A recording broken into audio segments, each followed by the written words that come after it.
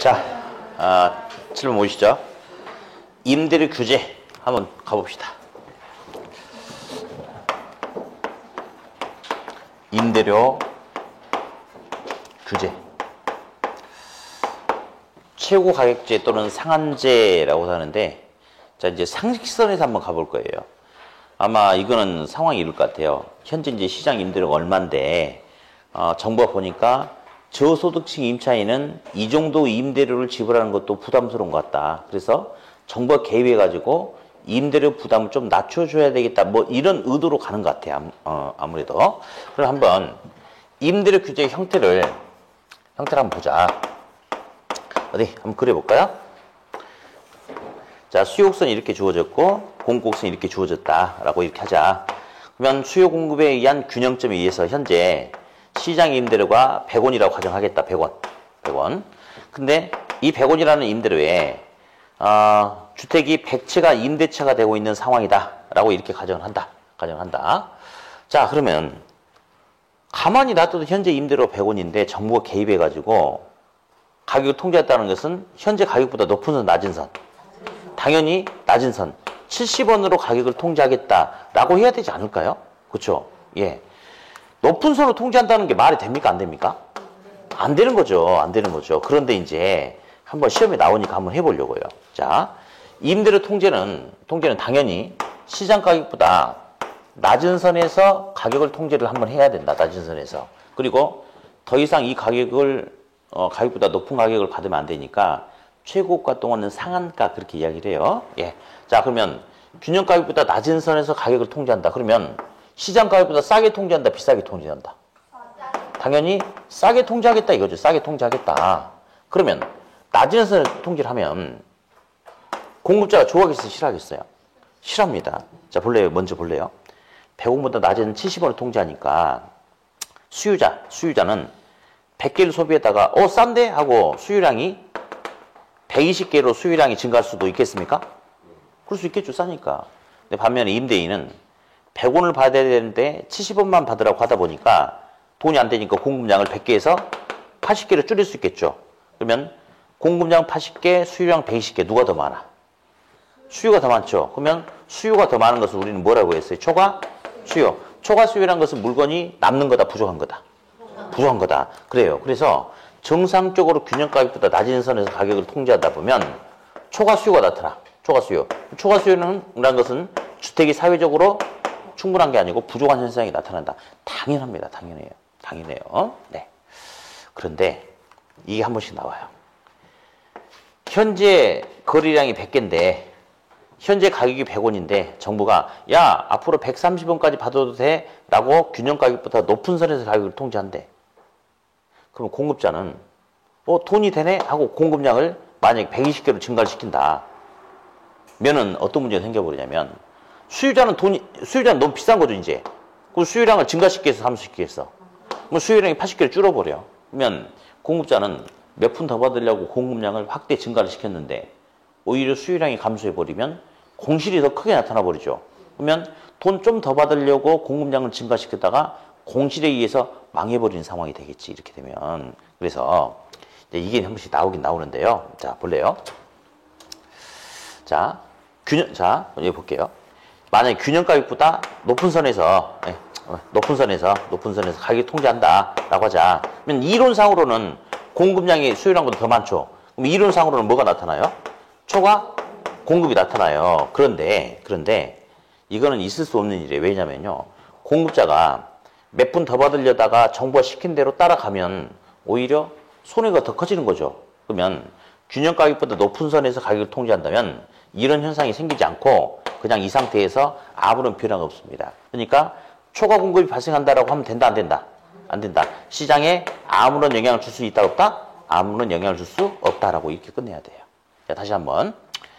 말도 안 되지만 아무튼 균형 가격보다 높은 선에서 가격을 통제한다면 초과 공급이 나타난다 하면 돼요, 안 돼요? 안 된다. 시장에 아무런 영향을 줄 수 없다. 요렇게 가지고 해야 됩니다. 균형 가격보다 무슨 선에서 정상적으로 낮은 선에서 통제하다 보면 초과 뭐가 된다? 초과 수요가 된다. 거의 여기서 그냥 끝나. 여기서 끝나는데 이제 한 2번 정도만 나왔던 것 같은데요. 여기서 이제 한 단계 더 나가는 게 있어요. 그래서 책에다 좀 이따 체크해 줄게요. 그러면 초과 수요가 나타나는데 초과 수요는 어떤 상황에서 더 많이 나타나느냐 이걸 이제 건드려 주는 게 있어요. 그러면 볼래요? 주택 공급에도 시간이 걸리는데 주택 감소에도 역시 시간이 많이 걸립니다. 먼저 볼래요? 초과 수요. 그러면 지금 정부가 100원 받아야 되는데 70원으로 가격을 낮게 통제했대요. 그러면 수요량이 증가했죠. 근데 지금 당장을 단기라고 합시다. 단기. 충분한 시간이 주어지면 장기. 그러면 공급자는 지금 날벼락이야. 100원을 받아야 되는데 70원밖에 못 받아요. 그러면 공급량을 지금 당장 줄일 수 있는 첫 번째 방법은 내가 오피스텔을 세를 내주고 있었는데 주거용으로 세를 내주고 있었어요. 근데 임대료를 싸게 받아라고 통제해버려. 돈이 안 돼.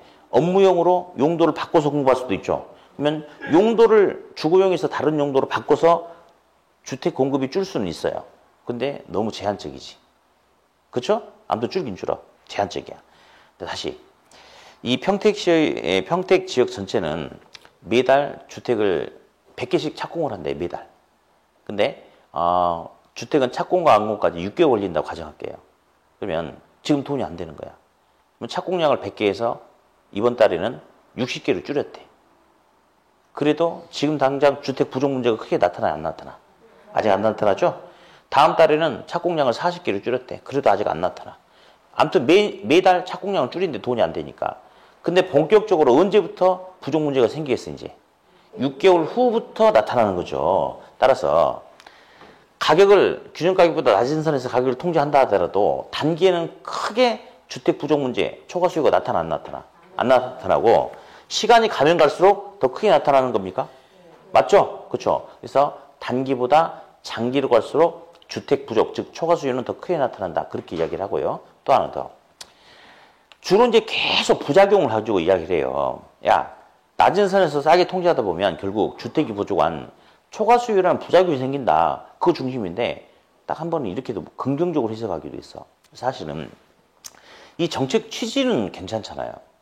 임대료를 싸게 통제해서 저소득층 임차인의 임대료 부담을 줄여주고자 하는 취지는 괜찮죠. 근데 부작용. 주택 부족이라는 부작용이라는 게 생기니까 그래서 문제인 거지, 사실은. 그러면 이렇게 한번 해보자. 임대료 규제의 효과는 단기적으로는 어느 정도 효과를 기대해 볼 수도 있다. 어때요? 있죠.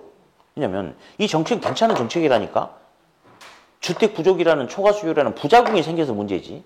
근데 단기에는 주택 부족이라는 부작용이 덜 생기는 거죠. 그러니까 단기적으로는 임대료 통제 효과를 어느 정도 기대해 볼 수도 있겠죠. 그죠? 근데 장기로 간다면 부작용이 더 심각해지겠죠. 예, 그런 관점에서 한번 접근해 본 적이 있어요. 이렇게만 나오면 학생들은 하나도 안 헷갈려. 근데 이제 뭐가 같이 나와버리냐면, 자, 초과 수요는 비탄력적인 경우하고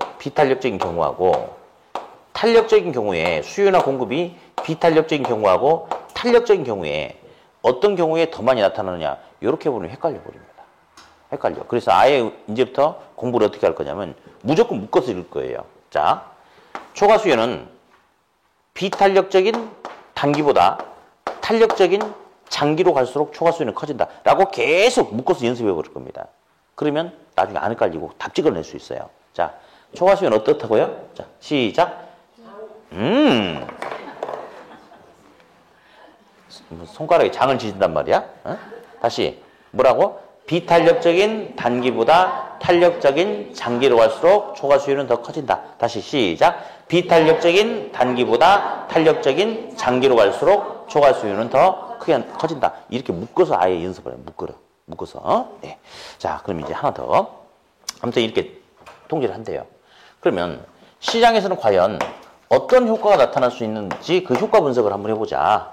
먼저 첫 번째, 임대인 공급자. 임대인 공급자는 너무 뻔할 뻔짜 아닌가 몰라? 이런 정책은 공급자가 좋아하겠어요? 싫어하겠어요? 싫어해. 왜 싫어하는지 아세요? 예.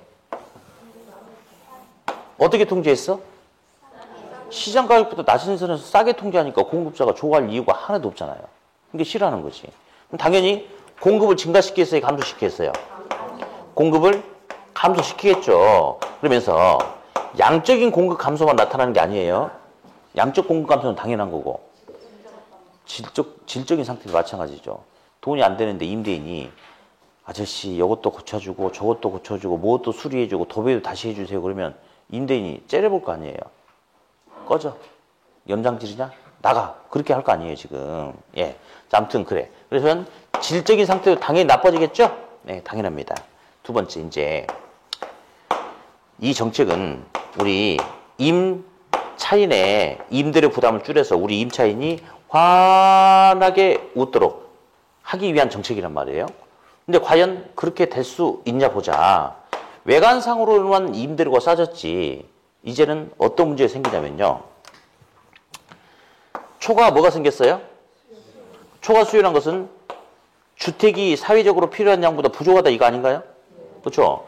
주택이 부족하니까 임차인은 직장이라든지 애들 학교가 딴 데로 옮겨가도 함부로 이사 다닐 수가 있어요? 없어요? 없죠. 그러면 주택이 부족하니까 임차인의 이동이 현저하게 증가한다, 감소한다? 임차인의 이동이 감소하는 그런 문제가 또 생겼네.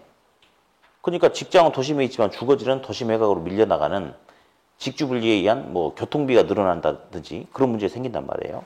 등등등 하면서 또 하나 문제가 생겨요. 이제 암거래 시장이 나타나. 음성적 거래가 나타나. 음성적 거래. 그래서 이 음성적 거래에 의한 이중 가격을 지불해야 되는 그런 문제가 생기기도 한다. 라고 이야기합니다. 이게 무슨 말이냐? 볼게요. 정부가 공식적으로 허용한 임대료가 70원이에요. 70원. 그죠? 근데 이제 문제는 돈이 안 돼. 근데 이 가격에는 들어오려고 하는 수요자는 많은데 주택은 공급자가 돈이 안 되니까 80개로 줄었어요. 그러면 정상적인 방법으로 이 주택을 구하려고 하면 구하기 힘들어. 대기자가 많아. 그러니까 집주인 관리인한테 뇌물을 주는 거죠. 내가 돈 얼마 더 줄 테니까 집 나오면 반드시 나한테 먼저 주라. 라고 그렇게 한대. 그래서 주택이 부족하다 보니까 이 빨간색 범위 내에서 불법적인 암거래 시장이 나타나는 거지. 그래서 웃돈 지불해줘야지만이 주택을 구할 수 있다 이거죠. 그래서 우리 암거래 시장을 뭐라고 불러주냐면 음성적 거래라고 그래. 무슨 거래? 음성적 거래. 맞죠? 여기 이중 가격이 뭔지 보이세요? 정부가 공식적으로 허용한 임대료만 가지고는 안 되니까 이 범위 내에서 추가적인 웃돈을 지불해야지 주택을 구할 수 있다. 그래서 이중 가격 지불에 문제가 생긴다라고 그렇게 이야기를 해요. 그러니까 보니까 사실은 이 정책의 목적은 임대료를 싸게 통제해서 임차인의 주거 안정을 도모하고자 하는 게 목적이었는데 아무런 추가 대책 없이 그냥 하다 보니까 이 상태가 아니고 임차인의 근심 걱정 주름살이 이렇게 많아져가지고 이렇게 되는 효과가 이렇게 돼버리는 상황이 생길 수도 있겠습니까? 부작용이 발생했죠? 성공했어요? 실패했어요? 무슨 실패? 에이씨! 시장 실패는 시장이 지 기능을 못해서 발생하는 게 시장 실패고 이거는 가만히 놔뒀는데 시장이 뭔가 잘못한 게 아니고 정부가 개입하려고 개입했는데 정부의 개입이 부작용을 낳았잖아요. 무슨 실패? 그렇죠. 이거는 정부의 정책 실패라고 해도 상관없어요. 예, 그래서 정부 실패라고 이야기합니다. 무슨 실패? 정부 실패가 나타났다라고 이렇게 이야기를 합니다. 뭐 거의 시험에 나와준다라고 딱 생각을 하시면 좋겠고 일단 책에다 체크 좀 먼저 합시다. 218 동그라미 1번은 의 보이죠? 기억 체크, 니은 체크, 니은 임대료 휴재를 임대료 상한제 그 밑에 최고 가격제 임대료 상한제 최고 가격제 동그라미 2번 기억 니은 다 별표 기억 문장 끝에 무슨 선? 낮은 선에서 최고 가격제 낮은 선에서 최고 가격제 적용 니은 두 번째 줄 그러니까 낮은 선에서 통제하다 보니까 니은처럼 초가 뭐가 생겨? 초과 수요 218페이지 왼쪽 페이지 하고 있어요. 답 찾는 것보다 페이지 찾는 게 어려운 분들이 많아. 막 가슴이 아프네. 네. 다음 219페이지 동그라미 AB 체크. 요 AB가 바로 요거예요. 요거 여기 주목하세요. 자, 앞으로 공부할 때 묶어서 하라고 그랬어요. 예. 자, 초과 수요는, 시작. 비탄력적인 단기보다 탄력적인 장기로 갈수록 초과 수요는 더 커진다. 한 번 더, 시작. 비탄력적인 단기보다 탄력적인 장기로 갈수록 초과 수요는 더 커진다. C, 비율표. 만약에 규제 임대료가 균형 임대료보다 높게 설정된다면 초과 공급이 이론적으로는 발생할 수 있지만 실제로는 초과 공급이 발생해야 안 해. 안 해. 그러니까 시장에 아무런 영향을 줄 수 있다, 없다? 없다. 예? 넘기세요. 이제 오늘 이제 일단 좀 더 체크하고요. 그럼 일단 동그라미 3번에 임대료 규제의 효과를 보자. 기억. 임차인 관점. 네, 220페이지 임차인 관점. 초과 수요에 의한 주택 부족 문제가 생기죠. 그러니까 임차자는 A. 초과 수요에 의한 주택 부족 현상. B. 문장 중간에. 그럼 주택이 부족하니까 임차인의 주거 이동이 현저히 감소. C. 두 번째 줄. 음성적 시장에 의한 무슨 가격? 이중 가격 부담. 그죠? 다음 니은. 임대인 관점에서 보자. 돈이 돼, 안 돼? 안 돼. A. 임대 수익률이 감소함에 따라서 임대인은 공급을 감소. 당연하죠. C. 돈이 안 되니까 투자를 안 해. 그러면 임대인은 임대주택에 대한 유지 보수를 기표하므로 임대주택의 질적 상태가 저하. 당연한 거지 뭐. 그렇습니까? 그렇죠. 그 다음에 이제 동그라미 4번 정도 나중에 보시고요. 오늘 220페이지 계산 문제 좀 같이 할 거예요. 계산 문제. 자, 이제 어디? 세 문제 다 풀어볼 거예요. 그중에 1번은 저번에 한번 했죠. 했어요. 일단 그래도 한번 해볼게. A지역의 아파트 시장의 수요 공급 함수가 이렇게 돼요. 일단은 P는 1200 마이너스 얼마? 2 QD 이렇게 나왔고요. 다음 P는 얼마? 300 플러스 QS 이렇게 나와 있어요. 예, 이렇게. 그랬을 때 우리 저번에 했던 저번 주군요.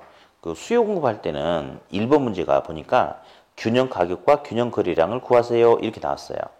그러면 균형이란 것은 수요 공급자가 서로 원하는 게 똑같은 게 균형 아니겠어요? 그럼 우리 그냥 해봅시다. 그래도. 자, 먼저 첫 번째는 균형 가격을 구하래. 균형 거래량 이런 거를. 그러면 보자. 요 P는 자, 수요량이 있죠. 수요량이. 이건 수요함수죠. 그러니까 요거는 소비자 가격이고 공급량이 있으니까 공급함수, 공급자 가격. 자, 그러면 균형이란 것은 수요자가 사고자 하는 가격과 공급자가 팔고자 하는 가격이 서로 똑같아야지 균형 아니겠어요? 그러면 얘랑 똑같으면 결국 1200 마이너스 2QD하고 300 플러스 QS도 서로 어떻게 해야 돼? 똑같아야 돼. 그게 균형이야. 그러면 어디 써보자. 첫 번째 1200 마이너스 2QD 이꼴 300 플러스 QS 이렇게. 자, 일단 써봤어요. 근데 D가 수요고 Q가 양이니까 수요량인데 S가 공급이고 Q가 양이니까 공급량인데 균형이니까 수요량과 공급량은 똑같아요. 그러니까 굳이 QD, QS를 구분할 이유가 없어요. 그냥 Q, 거리량 이러면 됩니다. 자, 그러면 숫자는 숫자끼리 Q는 Q끼리 묶으면 되는 거죠. 그러면 1200, 300 있으니까 우리 큰 숫자로 넘겨줄게요. 2 플러스 300은 좌변을 넘어가면 마이너스 바뀌는 거죠? 그렇죠?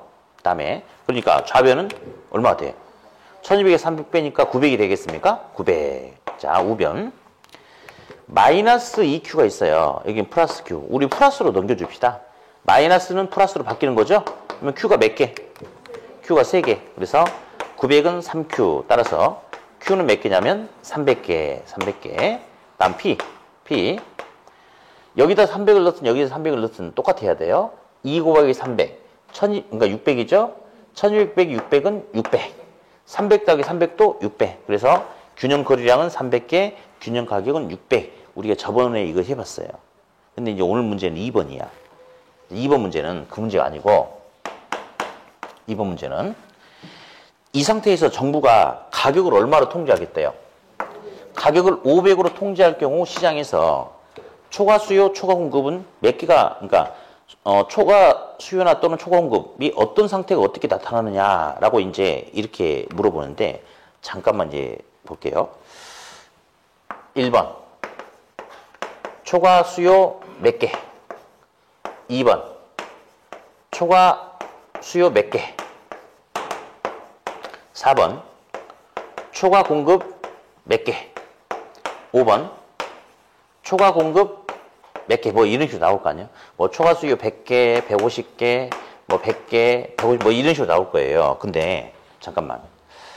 우리 여기서 이제 함정이 하나 있으니까 아까 뭐라고 했냐면 균형 가격보다 낮은 선에서 통제를 한다면 초과 수요가 나타난다고 그랬어요. 그렇게 이야기했죠? 근데 높은 선에서 통제한다는 거 말이 안 되지만 아무튼 균형 가격보다 높은 선에서 통제한다면 초과 공급이 발생한다 하면 돼야 안 돼? 아무런 영향을 줄 수 없다고 했죠? 그러면 절대 4번, 5번 이런 거 찍으면 돼, 안 돼? 절대 안 됩니다. 초과 공급 찍으면 안 돼. 자, 근데 요 문제는 있잖아요. 아까 풀어봤던 1번 같은 문제가 아니에요. 그게 아니고 더 쉬워. 1번은 가격을 찾아내라고 그랬거든. 근데 2번은 그게 아니고 가격을 줬네? 야, 이 가격에 수요량은 몇 개니? 이 가격에 공급량은 몇 개니? 그래서 누가 누구보다 더 몇 개 많냐? 그거 그냥 물어보는 거야. 그럼 어떻게 하느냐면요. 가격이 500이 나왔어. 그냥 500을 넣어. 500을 넣어. 그랬을 때 수요량 몇 개인지 공급량이 몇 개인지 그것만 물어보면 돼. 볼까요? 이게 500이래요. 그러면 1200에서 요 놈을 빼야지 500이 된대. 그럼 요 놈이 얼마가 되냐면 700이 되지 않겠어요? 그러면 2 곱하기 수요량이 700개래. 그럼 수요량이 몇 개? 수요량은 350개 돼야 되겠네? 맞아요? 그렇죠? 네, 350개. 다음 여기 500이래. 그럼 공급량 몇 개가 돼야 돼? 300 더하기 200은 500이니까 공급량은 몇 개? 200개. 그러면 수요량이 공급량보다 몇 개 더 많아요? 150개 더 많죠. 그러니까 답은 요거는 답이 뭐냐면요. 초과 수요 150이에요. 150. 자, 훨씬 더 쉽잖아요. 근데 학생들이 요 문제가 실제 몇 번 나왔어요. 근데 아무 생각 없이 이렇게 그냥 막 하려고 하는 거야. 그럼 함수식만 나오면 무조건 이렇게 하려고 그래. 그러니까 답이 안 보여버린 거지. 달라요. 1번 문제는 균형 가격과 균형 거래량을 구하시오. 그거 2번은 그냥 가격을 구하시오가 아니야. 정부가 가격을 얼마를 줬죠. 그 가격 집어넣었을 때 수요량이 몇 개인지, 그 가격을 집어넣었을 때 공급량이 몇 개인지, 그래서 누가 누구보다 몇 개 더 많은지 그거 잡아내는 겁니다. 근데 초과 공급은 나타날 수 있어 없어? 절대 없어야 돼요. 네. 근데 이제 3번 문제를 또 풀어볼게요. 3번 문제를. 지금 3번 문제는 한번 봅시다. 정부가 가격을 얼마로 통제하겠대? 가격을 700으로 통제하겠대. 700으로. 자, 700으로 통제한다. 그러면 있잖아요. 아까랑 문제 똑같아. 똑같은데 아까는 가격을 500으로 통제했죠? 500 대신 그냥 얼마 넣으면 돼요? 얼마? 아, 700 넣으면 돼. 자, 해볼게요. 이 700이래. 그러면 1200에서 500을 빼야지 700이 되지 않겠습니까? 그럼 2 곱하기 수요량이 500개니까 수요량이 몇 개일까? 250개겠지 뭐. 다음 이 700이래. 그러면 300 더하기 공급량 몇 개? 공급량 400개죠? 그러면 공급량이 수요량보다 150개 초과되어 있네? 그러면 답은 초과 공급 150개 나왔군요. 자, 맞아요? 맞죠? 근데 계산이 그렇게 나왔는데? 자, 계산이 잘못된 게 아니에요. 계산이 맞아요. 근데 답은 초과 공급 찍어 왔는데 잠깐만. 지금 계산은 문제가 안 돼요. 이론상으로 나올 수 있으니까. 근데 왜 초과 공급이 나왔지? 균형 가격보다 무슨 선에서? 자, 다시 여기 봐. 여기 봐요. 정상적으로 균형 가격보다 낮은 선에서 통제를 한다면 초과 수요가 나타나. 근데 균형 가격보다 높은 선에서 가격을 통제하면 계산해보면 뭐가 나타나? 초과 공급이 나타나. 계산해보면. 근데 왜 초과 공급이 나타났냐면 균형 가격보다 높은 선에서 통제하면 초과 공급이 나타나. 근데 결국은 이론상으로는 그렇게 나타나지만 실제로는 공급자가 그런 무리수를 안 둔다고 그랬죠? 그러면 아무런 영향을 줄 수 없다가 답이야. 그러면 여기는 계산해보면 초과 공급이 나타난다. 그러면 뭐 잘못된 아니? 본인이 계산 잘못한 게 아니야. 초과 공급이 나타날 수 있거든요. 왜 나타났냐면 균형 가격보다 높은 선에서 가격 통제를 잘못했으니까 그래. 그럼 답은 초과 공급 찍으면 안 되고 아무런 영향을 줄 수 없다. 균형 상태에서 변하지 않는다. 그걸 그냥 찍는 거예요. 그걸. 그러니까 어디 3번은 답이 계산해보니까 초과 공급이 150개 나타났죠? 자, 디귿 보니까 초과 공급이 150이 나타난다는 것은 정부가 균형 가격보다 높은 선에서 가격을 통제한 것으로 시장에 아무런 영향을 줄 수가 없다. 그렇게 찍어야 돼요. 예. 그래서 아무튼 요거는 보니까 내가 보니까요.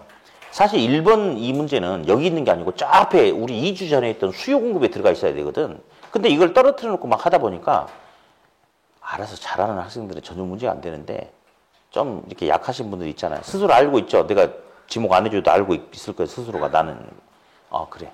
지목하려고 그랬어요. 그렇잖아요. 아까. 예. 아무튼 그래요. 그런 분들은 헷갈려 버린다. 그러니까 아예 여기다 묶어놨으니까 2, 3번은 그래도 같은 맥락에 있는 내용들이고 1번은 다른 거니까 아무튼 이 세 개를 무조건 세트로 넣고 풀어요. 세트로. 그래서 뭘 물어보는지 정확하게 알고 풀으세요. 아셨죠? 네, 그래요. 네. 자, 다음에 이제 221일 볼게요.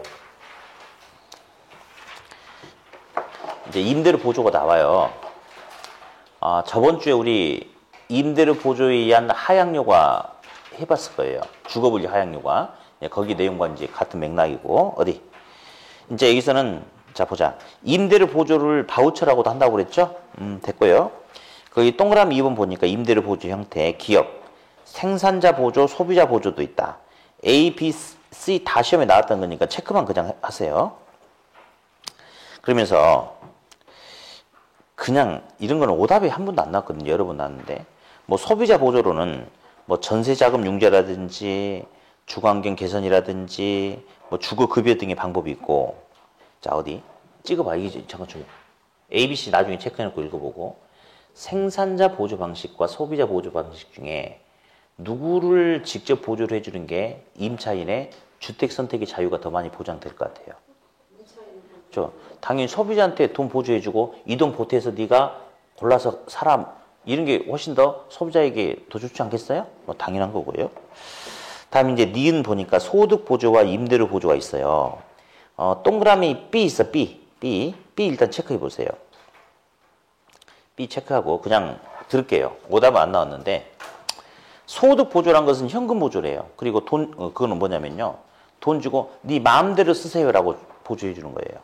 근데 가격 보조 또는 임대료 보조는 이 돈을 주면서 절대 다른 데다 전용하지 말고 반드시 주택 임대료 지불하는 데다만 쓰라고 사용 목적을 통지하고 주는 겁니다. 그럼 첫 번째, 일단 시험 여기까지만 나왔어요. 임차인은 현금으로 그냥 주는 거하고 그러니까 현금으로 보조해 주는 거하고 사용 목적을 통지하고 주는 임대료 보조하고 임차인의 효용은 어떤 게 더 클 것 같아? 그렇죠. 소득, 현금 보조가 더 크겠죠. 당연히. 그렇죠. 여기까지만 시험에 나왔는데 하나 더 볼게. 그냥 이제 나중에 보세요. 근데 정부 입장에서는 현금 보조 방식이 저소득층의 주택의 질적 수준 개선이라는 정책 목표에 큰 효과를 줄 수 없대요. 왜냐면 이제 그 평택시장에 이제 이 동네 가보니까 좀 이렇게 주거환경이 좀 안 좋고 그래서 보니 정말 이렇게 살아가는 것도 좀 힘들게 사는 것 같아요. 우리 저소득층 서민들이. 그래서 안 되겠다 싶어서 도배 다시 하고 여기 싱크대 그 배관 다시 교체하라고 긴급 자금을 50만 원씩 편성해서 다 내려줬어요. 다 줬어요. 주고 나서 한 달 후에 가봐야죠. 또 사진도 찍어야 되니까 또 다음 선거도 있으니까 그렇죠. 가봤는데 도배가 안 돼 있는 거야. 싱크대도 그 배관도 교체도 안 돼 있고 또 어떤 집은 반만 해놓고 막 그런 거야. 그래서 그랬어요. 돈 받았냐 안 받았냐 했더니 받았대. 근데 왜 안 했냐. 깨끗하게 살면 좋을 텐데 했더니 자기도 임차인이 그런 거예요. 저소득층이. 나도 깨끗한 거 좋은 줄 아는데 쌀이 떨어진 지 오래돼가지고 쌀 먼저 샀다. 파스 살 돈이 없어가지고 파스 먼저 샀다. 그런 식으로 써버리는 거지. 그러니까 사실은 저소득층은 소득이 낮기 때문에 우리가 인간답게 살아가기 위해서 필요로 하는 최소한의 지출마저도 제대로 안 되는 거죠. 그러니까 깨끗한 환경에 살으라고 주택 임대료 보조를 해줘도 이 돈 가지고 더 급하다라고 생각하는 부분에 먼저 써버리잖아요. 그러니까 현금으로 주면 아무리 줘도 이런 표현 쓰긴 좀 그래. 그러나 이제 정보가 봤을 때는 밑 빠진 독에 물 붓기가 된다라고 생각할 수도 있겠죠. 그러니까 그때는 정부가 돈을 안 주고 직접 고쳐준다든지 이런 방법을 쓰는 뭐 현물 보조 또는 임대료 보조 이런 방법을 쓰기도 한다는 거. 그래서 그 정도 개념만 살짝 알아두시고요. 다음 어디 이제 223페이지 봅니다. 오른쪽에 이건 저번 주에 했던 거니까 책에다 체크만 할 거예요. 임대료 보조 단기효과 있죠? A 별표. 저소득층 임차인이 직접 부담해야 되는 임대료 비용이 감소할 수 있겠죠. 임대료 보조를 해주면. 그러면 임차인의 실질 소득이 증가. 함에 따라 종전보다 일반 재화 수요량도 증가. 저가 임대주택에 대한 양적 수요와 함께 질적 수요도 증가. 기억나죠? 난다 그래. 저번 주에 했어. 하고 다음 넘기시고. 자, 니은 장기효과 있죠. 장기효과. 장기효과의 체크. 장기적으로 저가주택 시장의 초과이율을 얻기 위해서 신규 임대주택의 공급이나 고가주택으로부터의 하향 요구에 의한 공급이 증가. 이렇게. 그 정도. 체크했습니까? 예. 그 정도만 이제, 체크를 해 놓으시면 되겠어요. 예. 근데 이제, 아무튼, 나중에 문제풀이 할 텐데, 문제풀이 할 때 이제 잠깐 이야기해 줄 텐데, 대신에 이제 요 소리 잠깐 들어보세요. 그냥 따라합니다. 단기 불균형, 장기 균형. 시작. 단기 불균형, 장기 균형. 자, 임대료 보조를 해주거든요. 그러면 사실은 정부가 임대료 보조를 해주는 주된 목적은 임대료 보조를 통해서 임차인의 주거비 부담을 줄여서 그 실질적인 혜택이 임차인에게 돌아가도록 하는데 주된 목적이 있는 거죠. 당연합니다. 근데 임대료 보조를 하면 단기는 왜곡된 상황이거든요. 단기적으로 그 임대료 보조 혜택을 누가 누리냐면 임대인이 임대료 보조 혜택을 누려버린다 라고 이야기합니다. 왜냐면요. 어디 이 동네가 저가주택 지역인데 이 사람이 저소득층이야. 동사무소에 전화 왔어. 저기 다음 달부터 한 달에 월세 15만 원씩 더 나오겠대요. 근데 이제 그 소득 격차에 따라서 15에서 20만 원씩 나온대. 준대. 그럼 얘는 이제 월세가 15만 원씩 더 나오는 거예요. 그러면 집이 너무 좁았거든. 그럼 이제 다음 달에 월세 받아가지고 좀 더 넓은 주택으로 이사 가야 되겠다라고 집 알아보러 다니겠죠. 11평짜리에서 한 13평, 15평으로 집 알아보러 다니겠죠. 그죠? 근데 문제는 이 사람이 살고 있는 동네가 무슨 동네 이름이? 저소득층 주택지역이죠? 그럼 이 사람 옆에 집 사는 사람은 예, 고소득층, 저소득층. 그죠? 이 사람 뒤에 세 번째, 오른쪽 두 번째 집은 그 집 할머니도 저소득층이야. 그러니까 이 동네 사람들은 거의 대부분 다 고만고만한 사정이죠. 거의 대부분 저소득층 아닙니까? 그러면 정부가 임대료 보조를 해주면 이 사람만 해주겠어요? 아니, 이 일대에 이 사람과 유사한 생활 환경이 있는 대부분의 사람에게 임대료 보조를 해주죠. 그러면 임대료 보조를 받은 사람들이 그 돈을 보태가지고 좀 더 나은 주택을 찾으러 다니죠. 주택 수요가 증가하죠. 근데 지금 당장은 주택 공급량이 한정적이잖아요. 그러니까 결국은 주택은 제한적인데 주택 공급량이 주택 공급량 그대로인데 단기적으로는 주택 수요가 증가함에 따라서 임대료가 상승하겠죠. 그러면 원치 않게 왜곡되게 임대료 보조 효과는 임대인이 그 혜택을 누려버리겠죠. 그렇죠? 그래서 단기적으로는 임대인이 그 혜택을 누려. 그러나 장기 상황이 되면 이 지역에 저가주택의 공급이 다시 늘어나기 때문에 임대료가 하락해서 그 혜택이 임차인에게 돌아가게 된다라고 그렇게 이야기합니다. 근데 장기는 중요하잖아요. 공부 안 하는 학생들은 임대료 보조를 해줄 경우 단기적으로 임대료 보조에 따른 초과이윤, 이익은, 혜택은 임대인이 누린다 그러면 무슨 말도 안 되는 소리 하고 있어. 틀렸다라고 하는데 그게 아니에요. 왜곡된 상황이니까 그 혜택을 누가 누릴 수 있다? 임대인이 누릴 수 있다. 그 정도만. 네. 자, 이렇게 해서 이제 임대주택 정책, 분양가 상한제 전부 다 마쳤고 230페이지. 자, 이제 토지정책에 나와, 토지정책. 토지정책에 나오는데, 어디? 231페이지 보면요. 양가로 2번에 각종 토지정책이 나와요. 반가로 1번에 토지은행, 토지빚, 네, 231. 231. 예. 얼른 넘기세요, 얼른. 자, 거기 반가로 1번에 토지은행, 토지비축제도 보이시죠? 그렇죠. 자, 은행 비축 동그라미 쳐봐요. 은행 비축. 네. 자, 돈을 지금 당장 쓸 돈이라면 은행에 묶어놓지 않아요. 지금 당장 사용할 물자 같으면 포장해서 비축하지 않아요. 근데 은행, 비축이라는 용어는 지금 당장 쓰려고 한다, 장래에 쓰려고 한다. 장래. 그래서 지금 학교에 있거든요. 도로도 있어요.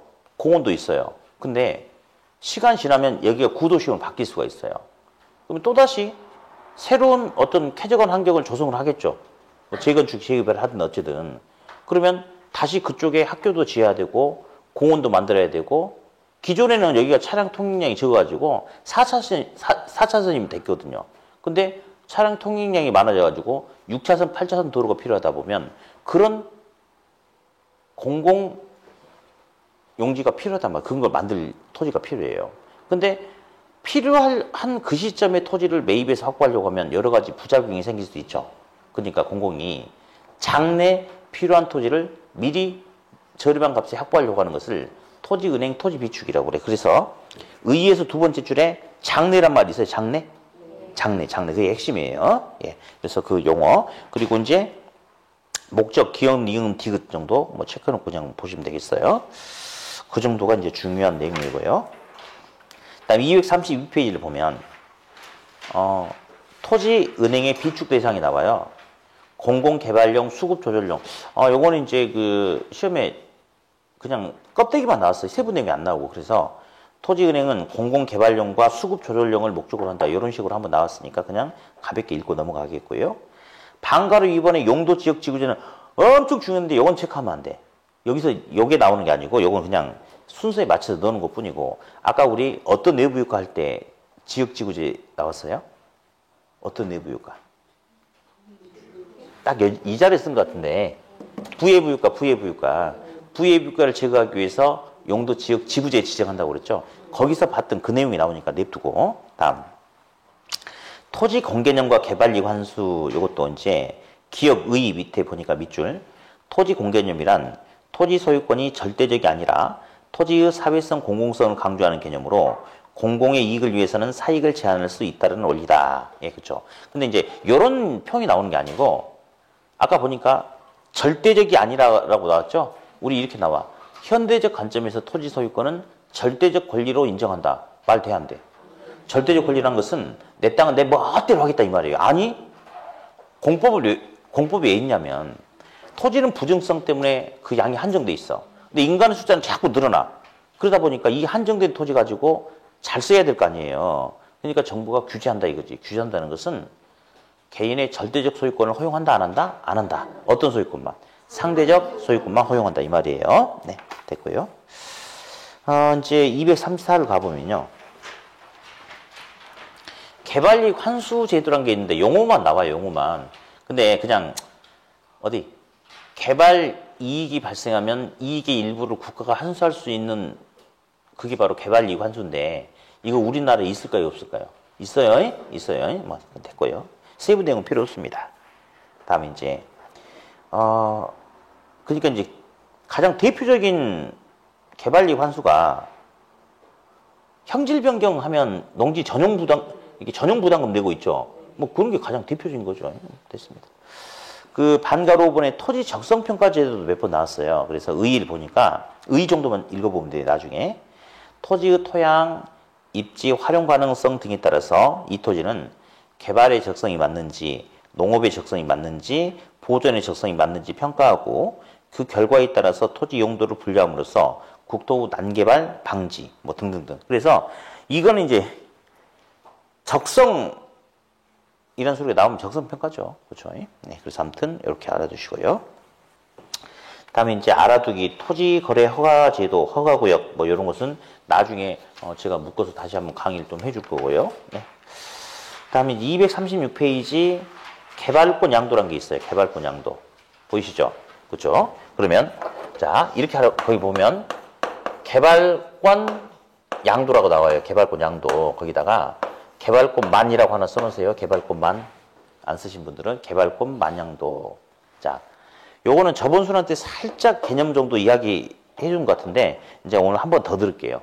그리고 5월달은 점프할 겁니다. 예, 한번 들어봅시다. 자, 개발권 양도란 게 있는데 땅을 사면 토지를 소유할 수 있는 권리가 주어집니다. 소유권. 근데 토지 소유권은 여러 권리의 집합체다, 권리의 묶음이다 이런 소리를 씁니다. 왜 그러냐면 소유권 안에는 지상권 설정, 저당권 설정, 사용, 수익, 토지를 개발할 수도 있고 토지를 처분할 수도 있고 여러 개의 권리가 있대요. 그래서 권리의 묶음이다, 권리의 집합체다 이런 소리를 쓰거든요. 그러면 개발권 양도는 영어를 보니까요. 거기 뭐라 나왔냐면 TDR 이렇게 나왔어요. 트랜스퍼러블. 이 무슨 말이냐면 팔아먹을 수 있는 디벨롭먼트 라이트는 개발권이래요. 그래서 보니 얘는 말이죠. 영어를 직역해 보니까 토지 소유권을 양도하는 게 아니고 토지 소유권 중에서 뭐만을 개발권만을 분리해서 개발권만을 거래의 객체로 삼겠다 이겁니다. 그러니까 용어에서 보듯이 소유권 양도가 아니고 무슨 양도죠? 개발권 양도죠. 그래서 이 TDR 제도 나왔을 때 정부가 어떻게 저축했는데 뭐 소유권이 어쩌고 저쩌고 하면 무조건 틀립니다. 뭐가 나와야 돼요? 개발권이라고 나와야 됩니다. 자, 빨리 한번 개념 정리해 볼게요. 자, 여기 A지역이에요, A지역. A지역. 자, 여기 B지역이에요. A지역의 개발 상한선은 이만큼이에요. 이만큼. 이게 개발 상한선이에요, 상한선. 근데 1번지 토지가 있는데 1번지 토지 소유자는 개발 상한선까지 다 이용했대요. 그러니까 별로 뭐 이야기할 거리가 없네. 근데 2번지 토지가 이렇게 있는데 2번지 토지 소유자는 요만큼만 이용했대. 이만큼의 공간은 나중에 이용하려고 미이용 공간을 남겨뒀대요. 근데 4년 후에 기존 토지에다 증축을 하든지 아니면 건물을 철거하고 다시 건물을 짓겠대. 그래서 이렇게 높게 지으려고 그랬더니 정부가 야야야야 너는 하면 안 돼 하고 못하게 하는 거예요. 그래서 정부가 사적 권리를 제한하는 겁니다.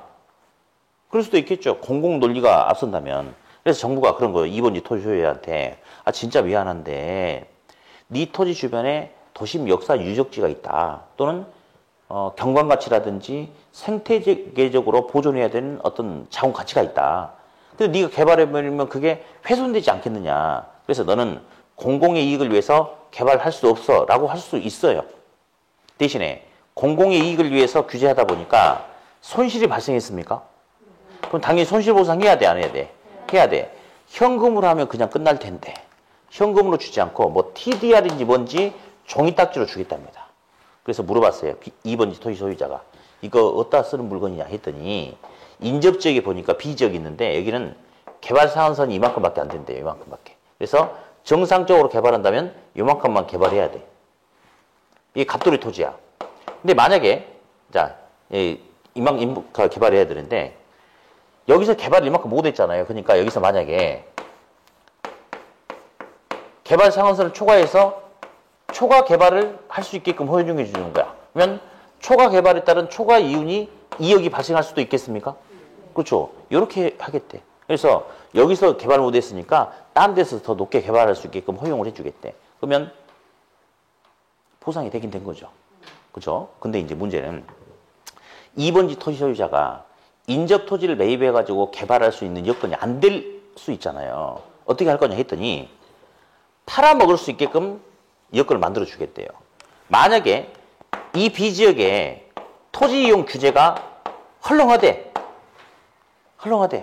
그러면 초과 개발하더라도 정부가 네 마음대로 해라 그러면 안 될 텐데 이 지역에 토지 이용 규제가 엄격하게 적용된대. 강화돼 있대요.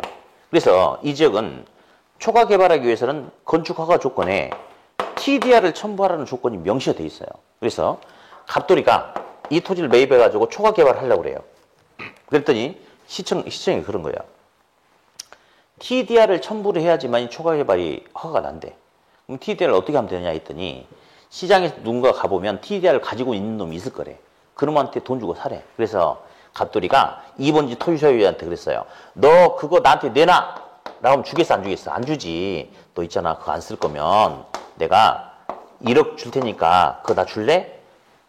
이렇게 해가지고 사갖고 오래. 자, 그럼 여기서 이제 핵심이 나와. 핵심이.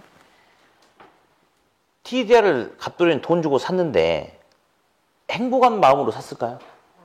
마지못해 샀잖아. 정부의 토지용 규제가 엄격하지 않았으면 이렇게 안 해도 될 텐데 강화돼 있으니까 어쩔 수 없이 이렇게 건축허가 받으려고 한 것뿐이었죠? 그렇죠? 그러면 어디? 2번지 토지 소유자는 정부로부터 현금 보상 받았어 안 받았어? 안 받았어. 아니야, 안 받았어. 안 받았어. TDR만 받았을 뿐인데 정부가 규제를 해서 팔아먹을 수 있는 여건을 조성하다 보니 TDR 팔아서 1억을 받았죠. 그러면 정부가 직접 하진 않았지만 현금 보상 효과, 손실 보상 효과 나타났습니까? 아, 오케이. 다음. 갑돌이는 끝내 못내 아쉬운 게 정부가 가만 놔뒀으면 2억 원의 초과 이윤을 벌일 수가 있었는데 토지이용 규제가 엄격하게 강화돼 있으니까 TDR을 1억 주고 사야지만 가능해. 1억 나갔어. 그러면 아쉽다. 2억 중에 1억을 뺏겼다라고 생각할 수 있죠. 정부가 직접 환수하진 않았죠. 그렇지만 제도를 통해서 갑돌이 같은 경우도 개발 이익의 일부를 환수당한 효과가 나타날 수도 있습니까? 그렇죠. 이게 바로 TDR 제도라는 거. TDR 제도. 그래서 지금 개념만 들으세요. 그리고 책은 읽지 마. 책은 읽지 말고 이제 뭐 굳이 안 읽어도 돼요. 근데 특징 같은 거 정도만 그래? 동그라미 3번 특징 있죠. 특징. 특징 기억, 니은, 디귿 정도만 이렇게 잠깐 보시고요. 나중에 요약집에 그냥 더 짧게 정리해 놓을 테니까 아 그런 거구나 라고 그 정도만 알아두시면 되겠어요. 자 그럼 잠깐 휴식했다가 239페이지 부동산 잠깐 239페이지 펴놓고요. 자 2교시 때 했던 것 좀 잠깐 몇 가지 볼게요. 자 일단 임대료 규제가 제일 중요한데 균형가격보다 높은 선 낮은 선 통제한다면 초과 뭐가 돼? 초과 수요, 주택 부족 현상이 나타난다고 그랬어요. 자, 이 주택 부족 현상은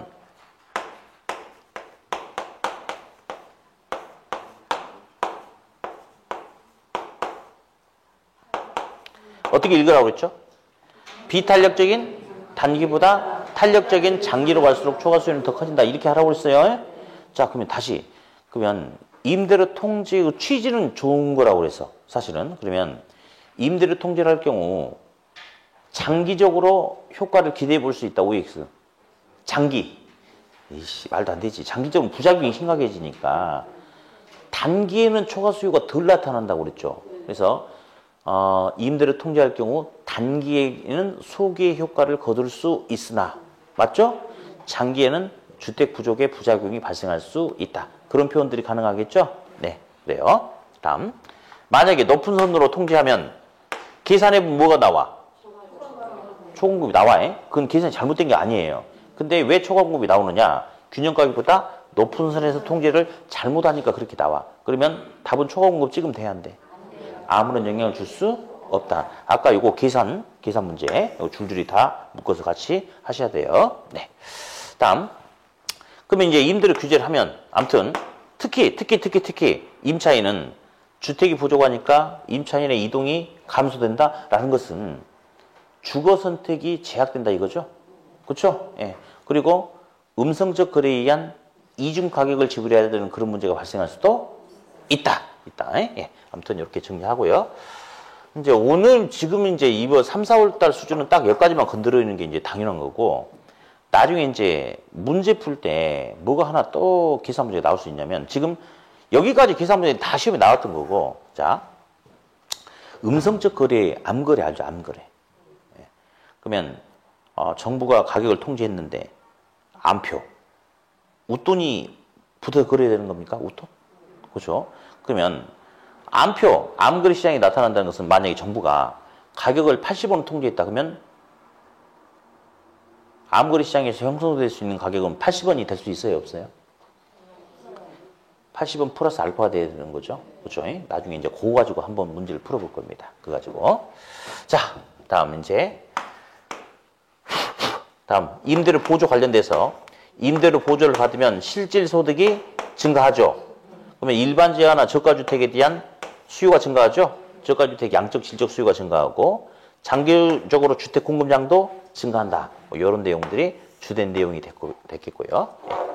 다음 이제 토지 정책 파트에서는 뭐 몇 가지 방금 체크해 드렸던 것들 있죠. 뭐 그런 것들 그 정도만 뭐 임대료 토지은행 토지 비축이라든지 뭐 토지 공개념이라든지 개발이익 환수 그다음 뭐 이제 뭐 봤던 그런 내용도 그냥 보시면 되겠고 다음 방금 했던 TDR 제도의 가장 큰 특징은 소유권 정부의 행위로 인해서 나타나는 우발 손실에 대해서 정부가 소유권으로 보존해 준다 어쩐다 이런 소리 하면 돼 안 돼?